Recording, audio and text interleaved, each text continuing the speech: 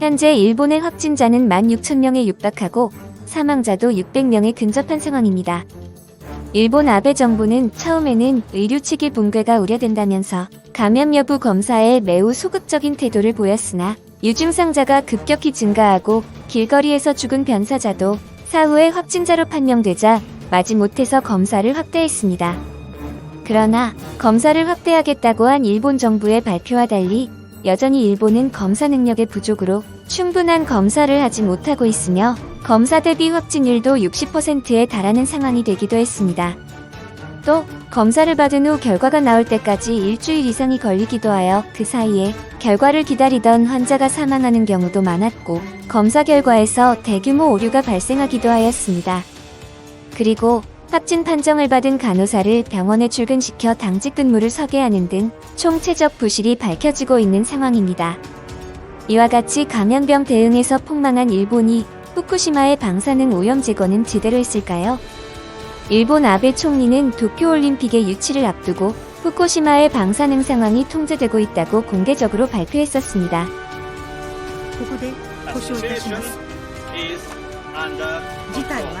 그러나 현재의 상황은 전혀 그렇지가 않습니다. 우선 일본은 이번 감염병 사태와 마찬가지로 후쿠시마의 방사능 오염 상황에 대한 정보를 솔직하게 공개하지 않고 있습니다. 그저 정부 자체 기준에 의한 방사능 측정량이 감소하고 있다고 하면서 피난했던 후쿠시마 주민들을 후쿠시마로 돌려보내고 있습니다.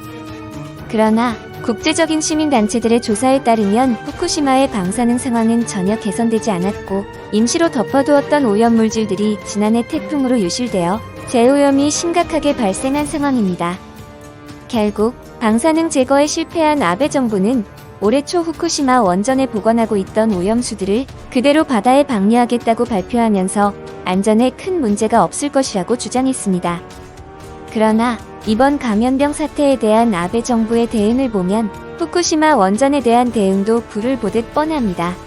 일본 정부의 발표와 달리 오염수의 해양 방출은 전 세계적인 방사능 확산을 일으킬 것이고 이에 따라 우리나라 등 주변국들에도 상당한 피해를 줄 것으로 예상됩니다.